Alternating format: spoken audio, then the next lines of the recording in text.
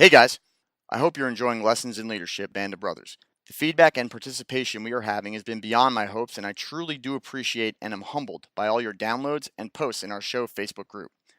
I want to remind you all that I have a regular show that I host called Changing Hearts and Minds. That releases every Wednesday on the Change Your POV podcast network, and is done right here at this time slot. So you've clicked on and listened to this episode on the very same slot that I normally have my show. Join our Changing Hearts and Minds and Lessons in Leadership Facebook group for this series by searching Facebook for Lessons in Leadership, Band of Brothers, and participate in the discussion and feedback. Obviously, I'm on hiatus right now from Changing Hearts and Minds, as we are producing and releasing this special series on the Band of Brothers. But once this series is complete, I'll be back to my usual episode releases, and would love to have you continue to follow and listen to that show as it resumes. You can find all the previous Changing Hearts and Minds episodes by visiting changeyourpov.com, clicking on the drop-down for podcasts on the top, and finding Changing Hearts and Minds, and visiting my homepage. While you're there, be sure to check out the rest of the Change Your POV network shows, also listed in that drop-down menu. Guys, I love all the show's fans and followers, and I want to make sure I keep in contact and reach out and interact with you guys as much as possible. On February 17th in Kansas City at the Big Rip Brewing Company, I'll be joining some other very popular shows to do a meetup with fans. Sofa King Podcast, The Ectoplasm Show, Breakers Podcast, Hysteria 51 Podcast, Paranormal Frequencies, Just the Worst, Changing Hearts and Minds, and Blazing Caribou Studios Podcast will do a meetup in conjunction with the KC Paracon Film Fest at Planet Comic Con, 7 p.m. at the Big Rip Brewing Company. For more information about Planet Comic Con and the Film Fest, go to www.planetcomiccon.com or message Jason or Sam Culper, kcpodcastmeetup.weebly.com. Come hang out with David Gideon, Brent Hand, and Jason Kubsik and myself, along with Patty Larson of Just the Worst Podcast, Sam Culper from Breakers Podcast, and our friends Brent Van Tassel and Brad Taylor of Sofa King Podcast. I look forward to seeing and meeting everyone there.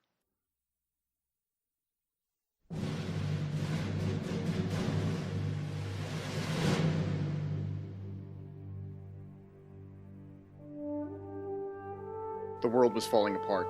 Fascist Nazi shock troops of the Third Reich and their blitzkrieg had spread across Europe and northern Africa and were marching their eastern front deep into the heart of Russia. The Empire of Japan was making its conquest of the Pacific reality. 65 million human lives would be lost. 11 million would eventually be systematically exterminated by an evil war machine like the world had never seen before. To gain a foothold into Europe and take on the armies of Hitler's Nazi Third Reich, the world needed a new elite type of soldier. The paratrooper was that soldier. Changing Hearts and Minds welcomes you to a special series dedicated to the greatest generation, and specifically the well-known story that inspired the best-selling book and HBO miniseries, Band of Brothers. Join me, Jeff Adamec, veteran of the U.S. Army where I served as a paratrooper in the 82nd, Ranger in the 2nd Battalion, 75th Ranger Regiment, and finally as a Green Beret in 3rd Special Forces Group, as I welcome fellow veterans, other podcast hosts and personalities, and some very special guests to honor the true story, book, and television series about the greatest generation's most honored story of sacrifice, service, and leadership in the face of overwhelming evil. Lessons in Leadership, the men and history of Easy Company.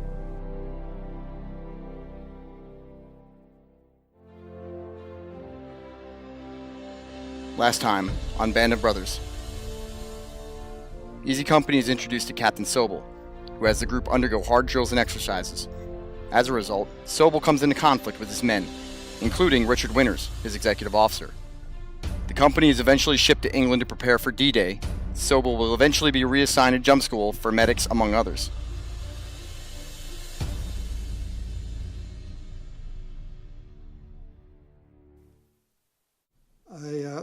Standing in the door, I could see the lights on a drop zone, and I had to assume that was our drop zone way ahead of us.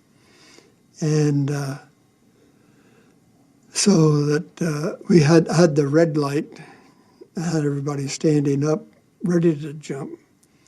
So when the plane started to get hit, and suddenly the pilot gives me the green light, I'm out the door immediately. Got such an opening blast from the opening shot from the prop blast that it broke this chin strap that we had on this helmet liner, and that's when I lost this famous leg bag that everybody talks about just from the shock of the opening. It just flew right off my foot.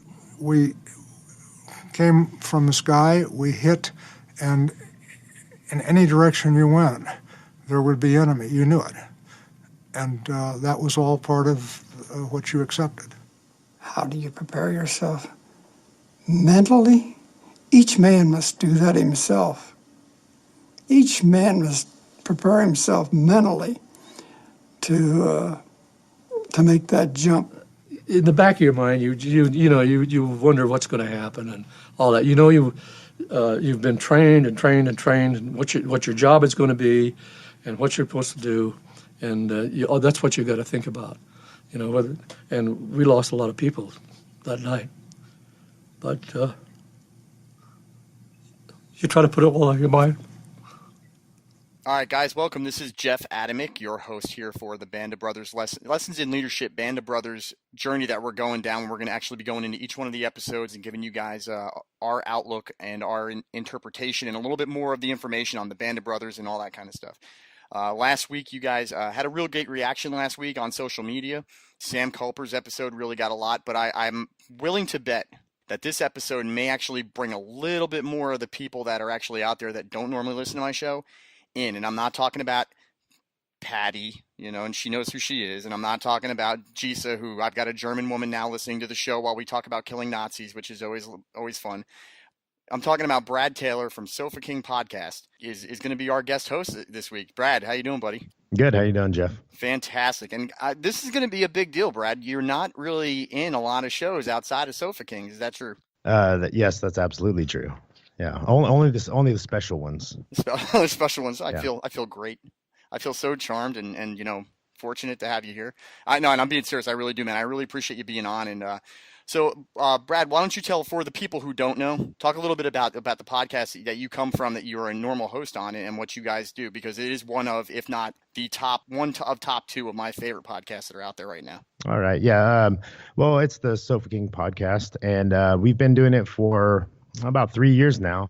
I started it with a couple other buddies of mine, and we ran through the ringer of different ideas of how to go about the show, and we started out one way, and now we're doing it completely different than from how we thought it would go. But we talk about anything interesting, interesting people, interesting events in history, such as the Band of Brothers event, and just what the fans want. We have a list where people can go in and add, and we take from that and we look into it and do a little research and just talk about it and give our own opinions. Pretty much, it's not a hardcore history podcast. We're not trying to give everybody a lesson in what should have happened or what actually happened. We just have fun, and it's been a great ride, and hopefully we continue to do it, and it's been a fun journey, and we've been able to meet great people such as yourself, Sam Culpo, who was on your show, Jessa and Patty also that you mentioned, so it's really been fun, and we couldn't have asked for any more than what's happening. So yeah, no, it's good stuff, man. And I'm gonna go ahead and correct you. You guys do teach people a lot of stuff, because I listen to the show, and being a true crime fanatic and a history buff myself, you guys are always bringing out great topics, and I always find myself learning something about the topic that I didn't know, even if I think I knew everything. So don't sell yourself guys short. And you guys do it with a different kind of flair. You guys are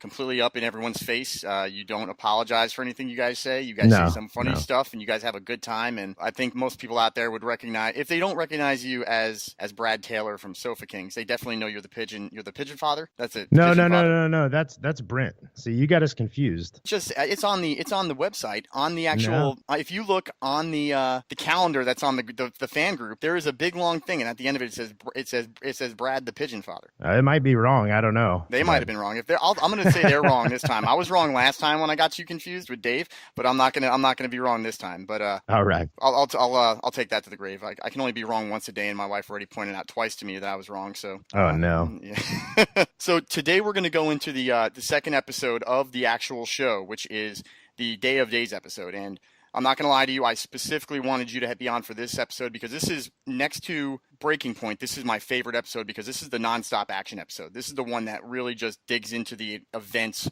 of D-Day. What is your memory as a child? I mean, you're probably about the same age as I am, so we weren't alive obviously during D-Day, but growing up, I never really got a good understanding of what D-Day was, how big of a deal it was, and how big of a deal it is for the world until I got older and started being a little bit more paying attention to things. Yeah, I grew up, my family wasn't really military oriented. I had some grandfathers who were in the military. One of my grandfathers, my great grandfather, fought in World War II, but he died when I was about 5 years old, so I don't really, know much about it.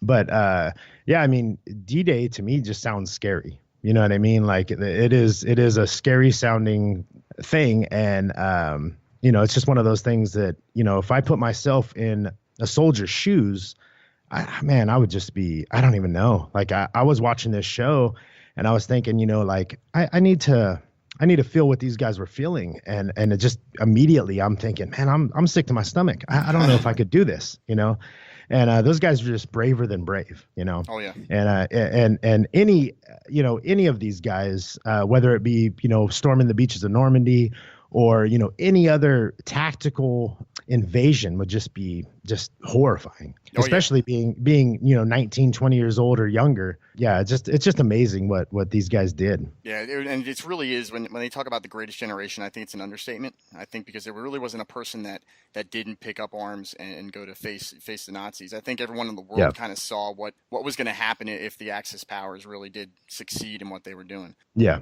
So with saying that, I'm going to go into a little bit of the airborne operation portion of the invasion, and I'm going to throw some numbers out here at the folks out there listening.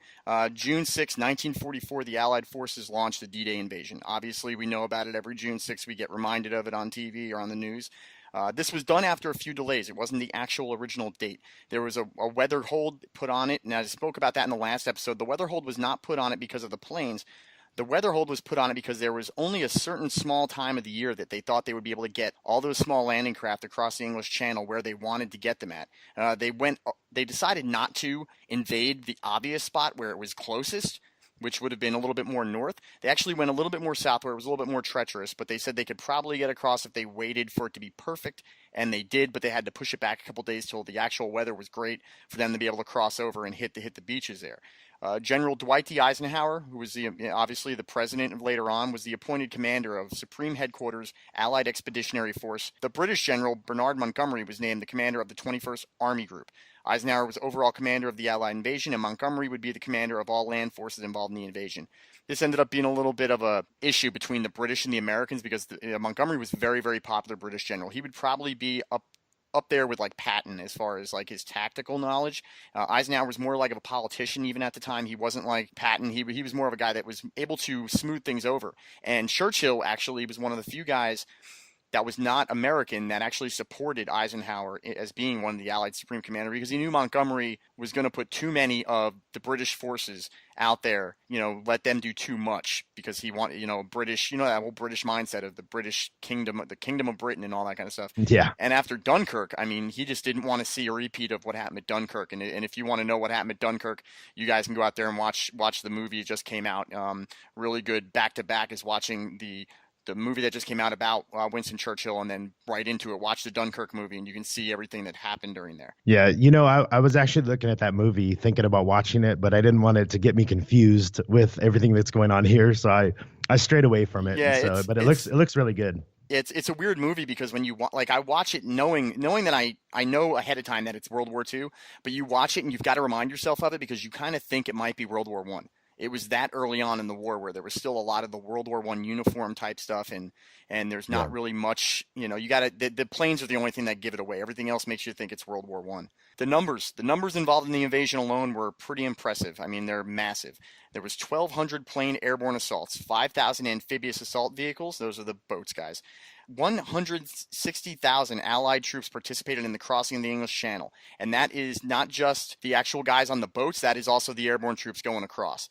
The airborne operation consisted of what was called the 7th Corps. The 7th Corps was the 101st Airborne Division, and that was the division that Easy Company, the guys that are part of the story, were in. The 82nd Airborne Division, which was the airborne division I was in when I was a private, and the what is called the 9th Troop Carrier Command, which are all the planes, and that was the 50th Troop Carrier Wing, the 52nd Troop Carrier Wing, and the 53rd Troop Carrier Wing. I looked everywhere to find out what happened to the 51st Troop Carrier Wing. I could not find them. The 82nd Airborne was to be dropped on three drop zones west and southwest of a small town called St. Mary-Glise. And if you guys have ever been in the 82nd and on Fort Bragg, everyone knows what St. Mary-Glise is. There's a giant drop zone on Fort Bragg that's named after it. But I'm going to have an episode called Blood on the Risers on my regular show, Changing Hearts and Minds, where I talk about the 82nd Airborne Division's jumps. The 101st Airborne was to be dropped on three drop zones northwest of the town of Carrington. And that name may sound familiar to people who've seen the show before because Carrington is the name of the next episode where they finally reach their destination. The taking and clearing of these towns of German occupation was the mission of the units jumping. Each drop zone was to be approached by 54 separate C-47 aircraft. Each C-47 contained a group of paratroopers, and they called them a stick when they're in an aircraft. Each stick had 15 to 18 paratroopers in it. The 15 to 18 was not by any specific means. There wasn't like equipment in there that they couldn't hold. The 15 to 18 was just how they broke them down by company and everything like that. At 22:30 hours, which is 10:30, on June 5th, the aircraft took off from England, carrying the paratroopers who were to land 6 hours prior to the amphibious landings at Normandy. Those two beaches were known as Omaha and Utah beaches. Those were the two main American beaches. There were other ones along the thing that were part of the other allied, the Canadians, the British, and the Australians. That'll make Brad smile. The Australians did get a little bit in here. With that, let's go right into the to the show. And one of the things I really like about the show is there's never been a movement. You could see The Longest Day and all that kind of stuff. They show the airborne assaults and everything, but the images and the special effects and everything that go into this initial, I guess, 30 minutes of the show, which is all the airborne jump itself, is pretty impressive. Brad, what do you think? Yeah, I agree. I was actually watching it with my fiance, and she was asking me, she's like, man, when was this filmed? Like in the 70s or 80s? And I said, no, I said they made it look like that to give you that feel. But like I said, I think it added to the just amount of feeling that you could get by watching it. I really, like I said, I mean, I was in there when, watching it and I felt like I was in the plane, when bullets are flying through and all of a sudden it's on fire and it's going down. I'd be like, man, what are you thinking when that happens? And yeah, it's just, like I said, again, terrifying, and the effects that they used, I don't think they were overdone. This wasn't a Michael Bay film. Transformers, so I think it was done right. I think it gave a good feel. And it led to that, where you could actually feel it and understand probably what these guys were going through. I wouldn't want to be there. That's for sure. It's funny you should mention that. Back in 2003, I was on the invasion of Iraq. It was my first deployment as a special forces guy, and we were infilling through MC-130, which is a special operations MC-130 aircraft with our two Humvees, which were called GMVs, into northern Iraq. And about 10 minutes out of the border of northern Iraq, the planes dropped down to what they call map of the earth, and so they're flying very low, just map of the earth, trying to stay at a certain altitude, and just however it goes. And everything in this plane, everyone had kind of fallen asleep. Now, this is my feeling of, this is what I felt going into war for the very first time, and we were invading a country, clandestinely. And at some point I start seeing flashes in the plane, like someone's taking photographs, and the crew chief comes walking by, and everyone's kind of sleeping, and I lean over to the crew chief from the top of the turret of the gun truck I was in, and I say, hey man, is someone taking photographs in the plane? He's like, no, we're taking anti-aircraft fire. And I'm like, man, you got the windows all covered and everything. How is those flashes? How are they so bright inside the plane? He goes, oh, those are the rounds that are going through the plane. Oh, wow. Yeah. And heart just drops at that moment. Straight down to my uterus. I immediately grew a vagina and was the most, I was like, oh my God, I'm going to die before we even hit the ground. Yeah. Going into Iraq, because they did fire at us. It was quite a bit of things that a lot of people didn't see, that because it was obviously before the ground war kicked off, that stuff. But that's my story of getting shot at in those planes. So it's not quite as impressive as the guys in the show. I mean, they took some serious fire, but yeah, it does make you. It's a sinking feeling to know that you're just a target. Yeah, I mean, many people can't even get on planes, let alone just to fly somewhere, right. And but just to be there, knowing that you could be taking some anti-aircraft flak, was just man, I don't even know. I try and be a tough guy, and if somebody messed with my family, that'd be a bad position for you. But in those situations, you're not doing it for your family, you're not doing it for you. You're doing it for your country, and just to have that love and respect. I almost feel like that it's just a huge piece of respect that you have that you're putting forth to protect everybody else, and that's amazing. So, and I know you've been told this probably 1,000 times, but thank you for your service. Thank you for asking, man. And Don't ever everybody else stop who's thanking listening. people. They do appreciate So, it, even if they say they don't. They do yeah. appreciate it. Yeah, and I think it's well deserved. Even I heard you guys, you talking with Sam about, he didn't really have an eventful career as in the military, but just to go and serve, is you did your part. So I want to thank everybody out there who's listening, and it's much appreciated. So we thank you, man. We thank you for being the kind of people that we could want to go off and fight for. So it's right back at America as a whole. I mean, there's if I had to fight for a bunch of scumbag shithole countries.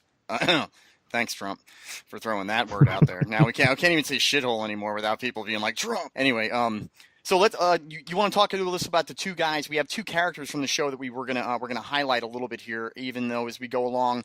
We're not going to talk about Dick Winters again. We talked about him last episode. Everyone knows who he is. The two guys we're talking about today, I'm going to leave this to Brad. Brad did some good work in researching. So, I don't know if it's as good as yours. I mean, you mentioned you watched it about 10 times. So I did my best. All right, so I'll start off with William J. Garnier. I was having trouble figuring out his name into the episode. But I really enjoyed his character, and he does a really good job. So it's played by Frank John Hughes. Garnier was born in 1923 in South Philadelphia, Pennsylvania. So, and he really gives the attitude in the show. I really feel he has that just kind of grit that he portrays. During the Great Depression, he joined the Citizens Military Training Camp. It's a government program. His mother told the government Bill was 17 when he joined, but he was really only 15. That's pretty amazing. And again, those are different times. You can't get mothers to let their kids at 21 join the military nowadays. And back then they were letting their kids join earlier than they actually were. Yeah, or let alone play, football where they're not in bubble wrap or something, Right. It's pretty interesting to see that most of these guys were kids, going into it, and even during during D-Day, it's just amazing. His intent was to eventually become an officer in the U.S. Army. It was cut short when the program was canceled after the war in Europe began. I'm not really sure. Like, a lot of this background stuff's really interesting to me because I know the show doesn't. It kind of, they talk about it and they get into it a little bit, but they don't really give you all these details. So this is pretty much a gift if you're really into this, and it's very interesting to me. Yeah, it was funny because you look at him in the show, and when you're talking about him not being able to figure out his name because they call him gonorrhea the whole show. Yeah. And here's a little known fact: if you watch throughout the show, he is constantly seems to be suffering from some kind of venereal disease, and apparently, historically not accurate, but later on episodes he shows back up after being injured, and he's looking for some poorhouse that he had heard about, and he's talking about in another episode how he's pissing razors, and so he's constantly always. They're feeding on that joke, I think, of calling him gonorrhea because of that. His name, unfortunately, is called gonorrhea, which makes you wonder. This guy was going to be an officer. Yeah, he wanted to be an officer. It kind of gives you the background on him though a little bit. I think of just who he is and how he was pretty aggressive, and he didn't really take order very well. But it kind of makes you understand that a little bit about him. So in 1942, following his graduation from high school, despite being exempt from the military service due to his current job at Baldwin Locomotive Works, so he worked at a rail station. Is that correct? Yes, he worked at a rail station. He enlisted in the Army, volunteered for the Airborne, and joined Easy Company at Camp Toccoa in Georgia. Like I said, a lot of this background stuff you really don't get. But I find it just amazing that those guys actually went in and said, "Hey, I want to do this. Nobody's done it before. I want to be a part of it." And they didn't even know what they were getting into. No, they didn't, because it was never done before. I mean, when I joined the Army back in 1995 and I went airborne, that had been something that stories like this had made into what it was, and people knew what the airborne was back then. These guys had no idea what airborne was. There's the fact that they would volunteer for something that was so dangerous. It'd be like saying, hey, Brad, we want you to join up on this special thing where your T-shirt is going to save you from falling from orbit.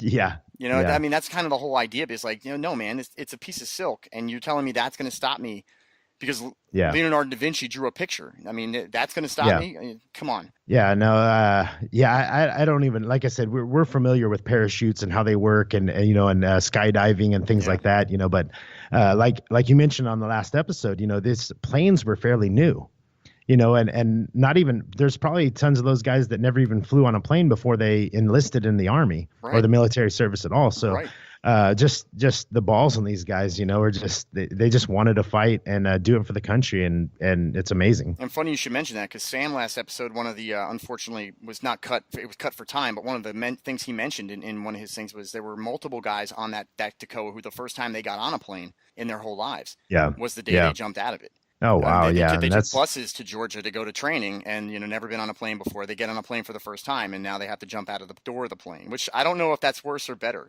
because just getting it all done at once. I don't know. Yeah, just get it out of the way, put it off, check it off the bucket list, I guess. So one of the interesting things about Garnier was that they handed him a note that actually led him to understand that his brother was killed in a battle that had just happened. So he was pissed going into this. I think he was ready for revenge. Right. So I think that kind of put all the fear aside, and he just had red in his eyes and went after it, which shows in some of the scenes where he doesn't listen to commands, and he's just full bore, ready to kill some krauts. Yeah, true story. So, he had definitely had a blood feud going on with the German people right there from that point. The other person that we're going to highlight here is Lynn Davis, otherwise known as Buck Compton. He's played by Neil McDonough on the HBO miniseries, and many people know Neil McDonough as the bad guy from Walking Tall. He plays one of the officers. He's a lieutenant for Easy Company. He was born in 1921 from Los Angeles, California. Now, Buck Compton, if not for World War II, would have been famous in his own right, and I say that because he was a UCLA All-American athlete, member of the UCLA Baseball Hall of Fame. He played catcher on the same team with Jackie Robinson. I think that probably would have been enough to make him famous, just being on the same team with Jackie Robinson. That's pretty amazing in itself. And he also played football and participated in the 1943 Rose Bowl game versus the Georgia Bulldogs. That, to me, is pretty impressive, too. Compton was a participant in the UCLA ROTC program, and in December 1943, he joined the Army and was assigned to Easy Company. He was not one of the original Tacoma men. He showed up there while they were in England right before going in, but he was one of the most popular guys, really good friends with a lot of the enlisted guys. This was a man that actually was very well liked by almost everyone that ever ran into him. Big thing about this is I don't want to give too much away, but I want to talk a little bit about Buck Compton. He did make it all the way through, and there'll be some more stuff we talk about him later, but he was actually a lawyer in Los Angeles after the war.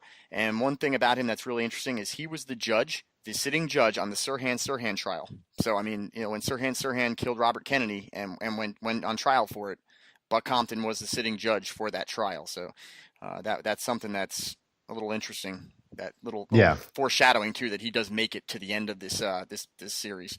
So, and becomes a judge, no less. Yeah, becomes a judge. Well, I don't know. Yeah. The law enforcement in Los Angeles, I think, post World War II, I think was pretty impressive. But somewhere along the line, it got to Furman and all them guys got involved in it. I think. Yeah. I think it kind of lost a little bit of its luster. Somehow it lost its luster. All right, so let's talk about the episode. The opening scene, it pretty much picks up right where the last one left off. You have Dick Winters sitting in the door, the aircraft that he's in, with his stick. When he jumps, and they go through the whole thing of how much fire they're under, and when he jumps, the one thing I noticed when he jumps is he loses his weapon. They kind of make it out to being like he's the only guy that lost his weapon. He seems to hit the ground. He's gathering up all these guys because he lost his weapon. But this was something that was placed in there to prove a point about what happened. There were a very large number of men who lost their weapon on the jump, and it wasn't because they didn't keep their weapons in, racked right, or they dropped them on the ground. Right before they jumped, everyone was given these weapons bags that were to be tied to their legs that they were supposed to put their weapons in. And when you talked earlier about, brand new technology and like aircraft was just coming out, this is the problem with brand new technology in a military setting is they come up with a good way to do it, and then everyone is constantly, and there's all these contractors who are constantly trying to improve either the safety or the effectiveness of it. So somebody along the line came up with this idea of putting the weapons in a bag and tying to the side of your leg. And that was the way that I jumped, static line jumping in the military for years. But at the time, it was brand new. So it was this thing that was just tied down by one little thing. When the opening blast hit, it ripped the gun off the side of their legs and went flying, where everybody who just didn't use that leg bag had their guns stuffed down their side inside their actual parachute rig and next to their bodies, didn't lose their gun and knew they weren't going to lose their gun because they'd been jumping that way all the way up to it.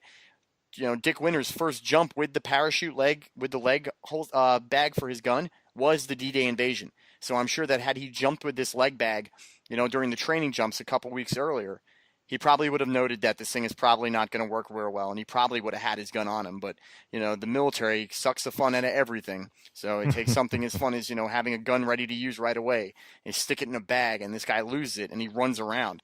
Yeah, you land right in the middle of enemy gunfire, and that's just where you want to be without a gun. Yeah, he's got his whistle and his rank. You can't shoot it. You can't shoot at me. I'm a lieutenant. Yeah.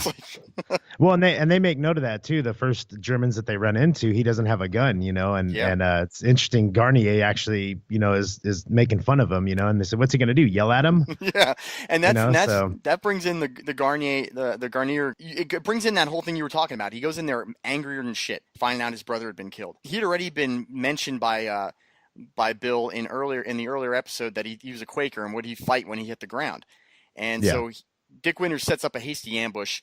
They put he collects up Garnier. He's one of the guys he collects up. Dick Winters also collected up a couple 82nd guys, and in a second I'll go into why that happened. But they set up a hasty ambush to hit what is like a horse carriage and all this ammo and like 4 or 5 German soldiers, and they fire on them, and Garnier just unleashes with his Tommy gun down these guys. I mean, he kills the horses, he kills the Nazis.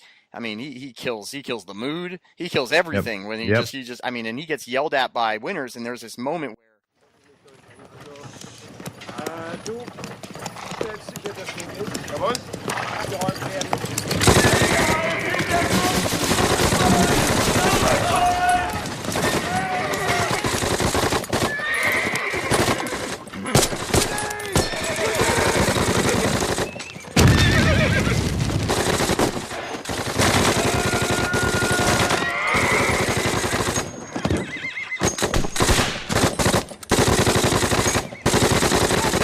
Garnier!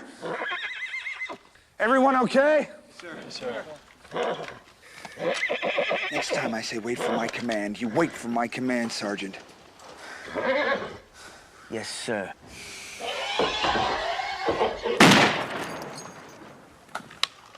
Here you go, Lieutenant. Kraut weapon. Fine, Quaker. What's that guy's problem? Gonorrhea. Really? His name, dummy. Garnier. Gonorrhea, get it? So besides having a shitty name, what's his problem? None of your fucking business, cowboy. All right, let's move out. Sir. Winters can see that there's something else going on with him. That's a really great leadership skill by Winters to realize this isn't Garnier being, a dickhead and not wanting to follow orders. There's something else going on with him, and he noticed that and kind of laid off him and didn't really give him a bunch of shit for it. But it was a good scene. The sad thing is their commander, Lieutenant Meehan, who was the guy that replaced old Sobel from the last episode. Thank God. Yeah, thank God. Yeah. You want to tell everyone what happens to that poor guy's aircraft and all the guys that are on it? Yeah, I mean that's one of those ones that kind of gave me the chills. Like it got hit and just fire just went through the whole death tube. Yeah. And like I said, to be in there, and you don't know. I mean, they show those planes flying, and there's just bullets everywhere, parachutes everywhere, and it's pretty much luck that Winters plane didn't get hit and Meehan's plane did get hit. So, that would be one of those scary moments that, you're pretty much done. That would be a horrible way to go, but at least it's there and they didn't get captured or anything else, So the crazy thing is, it's so hectic that they don't know where anybody is. They don't even know he's dead. Yeah. There was just so much stuff going on that, those planes were getting knocked out of the air and nobody knows who survived until you meet up with them. So it's kind of just a waiting game. Right, and those planes were under such immense fire that they had a drop zone they were supposed to get to, both the 82nd Airborne Division and the 101st, and the planes were taking such fire. And the Meehan plane is a very good example of the pilot, whose co-pilot had gotten killed.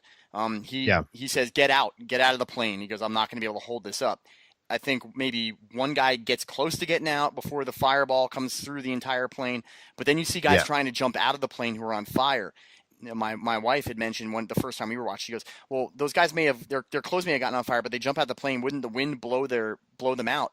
I'm like, it might, no. but their parachute is made of silk. Yeah. So silk, it's like a pack of hemorrhoids, man. It's going to go up. And so these guys, their parachutes open up. They're on fire. Even if they had survived getting out of the plane on fire, they wouldn't have survived the 800-foot fall or the 500-foot fall to the earth. Yeah. So it's just really tragic. And so all the rest of the planes start noticing this. They start letting them guys out wherever. And instead of hitting the actual drop zones, you have the 82nd and the 101st Airborne Division completely scattered across the friggin' farmlands of France. And Dick Winters actually gets let out near St. Mary-Glise, not near Carrington, which was, you're talking a good clip away from each other. They were two whole divisions away. And so when he starts policing up guys, he gets Garnier, I think he gets Martin and maybe Toy and a couple other guys. This guy named Private Lorraine, who was part of the 101st, but he was from another company. I think they said he was from Able Company, Alpha Company called Able nowadays. Company, yeah. And another note to self, remind me later when we get to it, but Lorraine was not the guy's real name. His name was something else, and I just found that out tonight before we got on. I was looking up something and found out that was not the guy's name, but he also collects up 282nd guys. And these guys are the ones who start moving across, and they're the ones who participate in this ambush on the Germans and kill them, and then finally make it to the assembly area, like right at daybreak. And that is when Colonel Sink, who's played by Dale Dye, he comes up to Winters and says, I got a mission for you. There is no Lieutenant Meehan yet, so as the executive officer, you're now commander of Easy Company.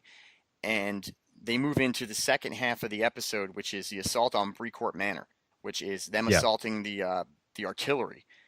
What I particularly like, the initial mission that they got, taking out the artillery battery. That was difficult to choreograph because it was all done with handheld cameras, and it was really a difficult thing to do.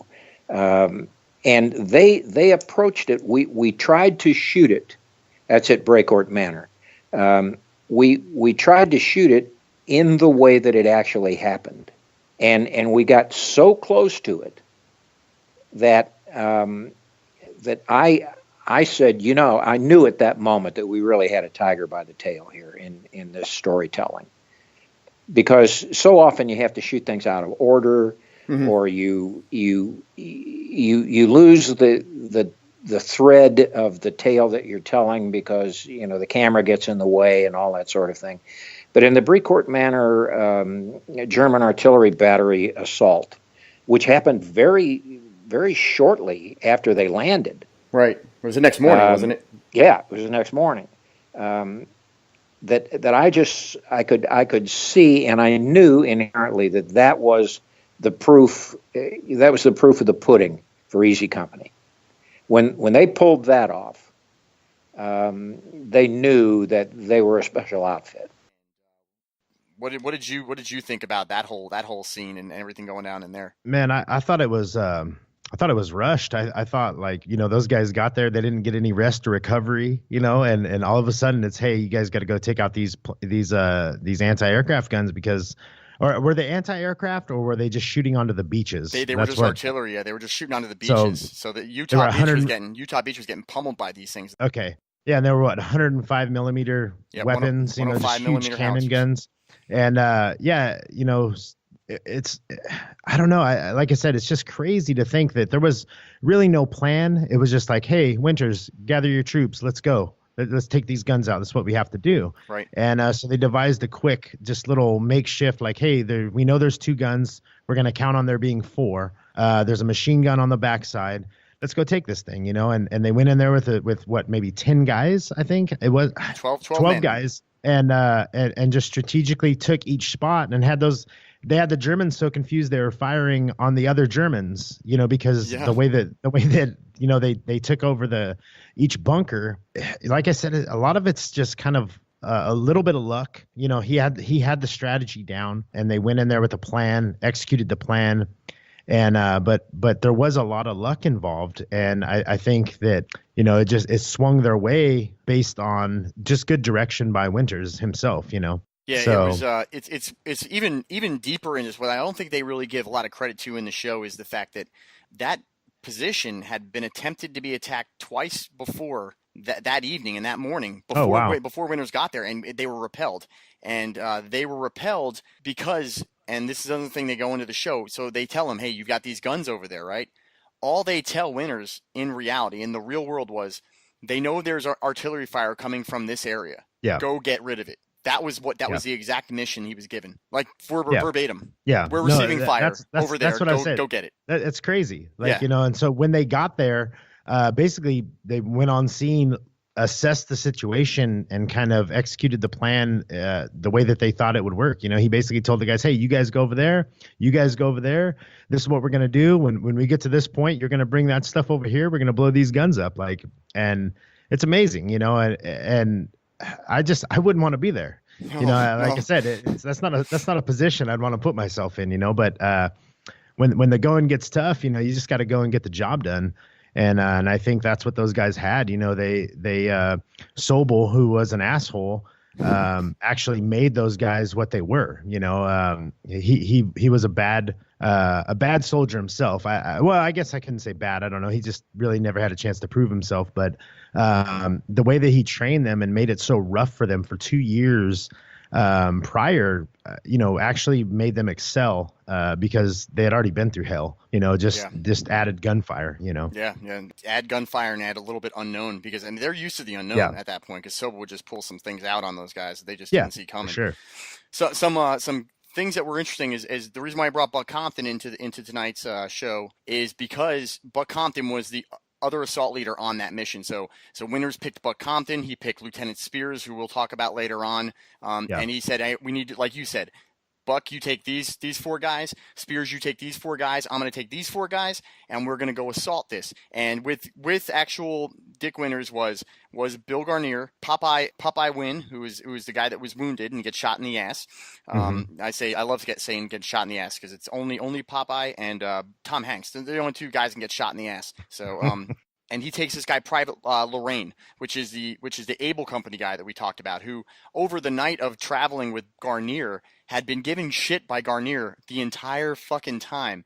And one of my favorite parts is when he finally mans up to Garnier and tells him to shut the fuck up. He's like, "Why don't you shut the fuck up, Garnier?" And Garnier's like, "You know, I like that guy." You know, it talks about him like that. And he asked to go on the mission because he had already seen this guy got all the way across France to the assembly area with no weapon. And, you know, so I liked Lieutenant Winters. I want to follow him. And unfortunately, during the assault, Private Lorraine does not survive. Two Americans died on it.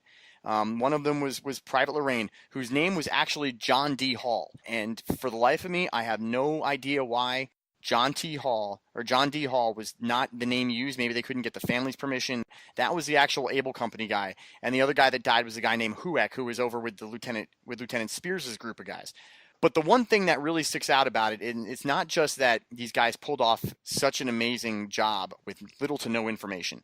2 big things. Number one thing, which is like anecdotal, was that Buck Compton, being the UCLA baseball star that he was, you know, a guy who could throw down people trying to steal second because he was a catcher, is noted to have made a non-arcing throw of a grenade that it impacted and detonated on the back of a soldier. And they show that a little bit in the scene. And it's such a passing moment in the episode that they don't really show how important that was to the myth of Buck Compton when they show it in there. Well, and see, that's one of the things I didn't know. You know, you watch him, he's in the trench and he kind of bumbles with the grenades. He does it a couple times, and then by the end, you know, they're going to all throw some grenades into one of the bunkers, and you're like, oh, is he going to make it, or is he going to blow up his own dudes?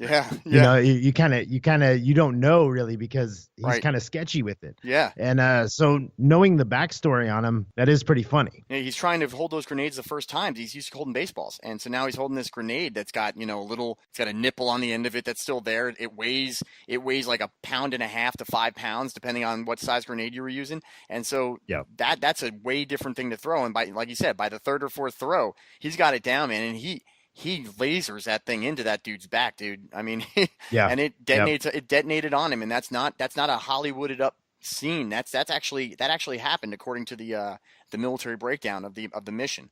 So that was interesting. Yeah, it's just a funny man, just to think about. Like I said, you go back and you think these guys had the training. You think that they gave them proper training, and you're saying that this guy's held a grenade for the first time in war in a situation where they have no information. Man, it's just and still to pull it off. To go in there and to pull it off, it's crazy. Like that.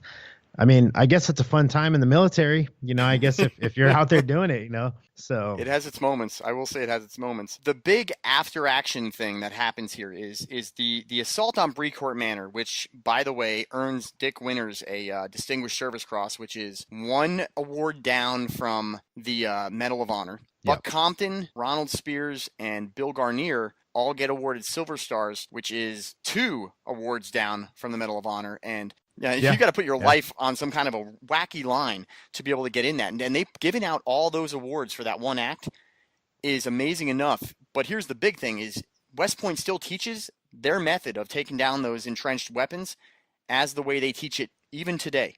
I mean, if you look at it and you look at what they did, like I said, I went back and watched this episode, a few times. And the first time you see it, you watch it happen.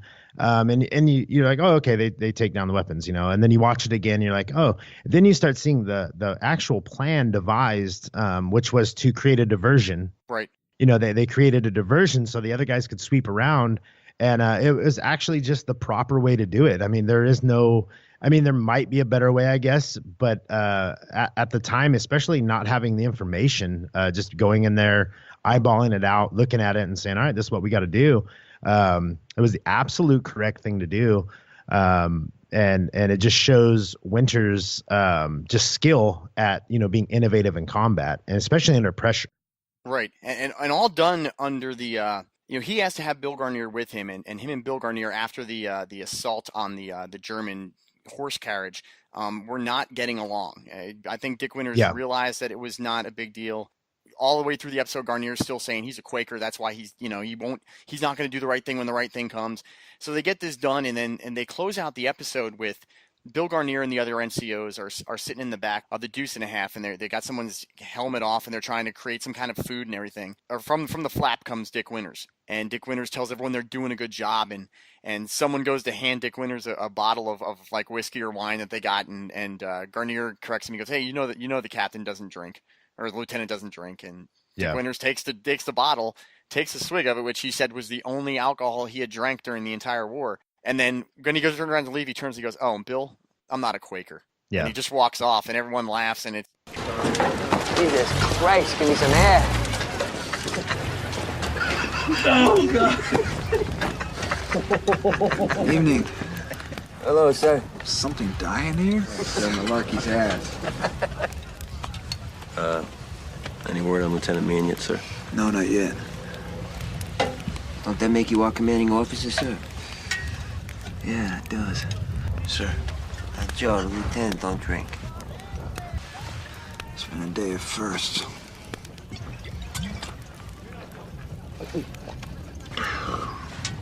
Don't you think, Garnier? Yes, sir. Carry on. Right, sir. Oh, Sergeant? Sir. I'm not a Quaker. Even Mike Gasticani's probably a Mennonite. What's a Mennonite?